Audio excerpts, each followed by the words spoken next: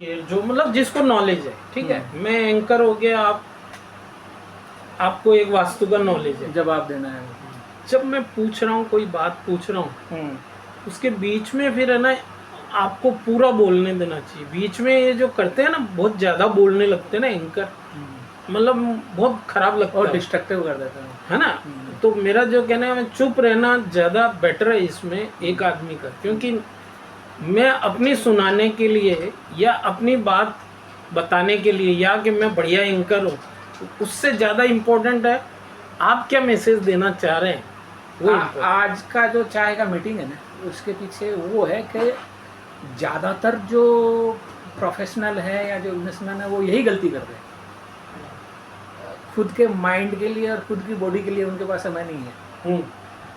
या एक जो फॉलो अप जिसको बोलते हैं ना, जैसे हम मान लीजिए 2 4 5 बार मिले, लेकिन उसका फीडबैक क्या है?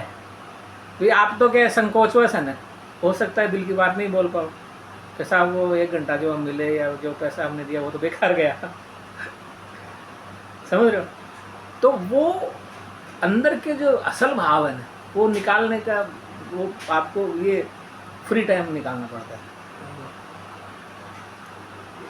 99% विद्वान आदमी R&D के चक्कर में नहीं पड़ता है। एक हो गया एस्टेब्लिश्ड स्थापित शास्त्र, उसमें ऑलरेडी मतलब R&D हुआ है, लेकिन उसका जो मॉडर्न डेज में जो कन्वर्जेंस है ना, वो नहीं हुआ। जैसे मान लीजिए शास्त्र में लिखा हुआ है कि भूमि के जांच कैसे होनी चाहिए, तो वो मट्टी के जांच का उन्होंने वो लिखा है कि ऐसे जांच होनी चाहिए। अब वो आज रिलेवेंट है कि नहीं, आज मतलब उसका संबंध है कि नहीं है, वो है ना। क्योंकि आप आज की तारीख में इंजीनियरिंग ने और साइंस ने और कंस्ट्रक्शन टेक्नोलॉजी इतनी ग्रोथ कर ली है कि आपको बहुत सी चीज़ें आज की जरूरत नहीं है। पानी जांचने का जो तरीका पुराना शास्त्रों में लिखा हुआ वो आज जरूरत नहीं है उसकी। आज ऐसी मशीनें आ गई, वो आपको बता देगी यहाँ पानी है कि नहीं है।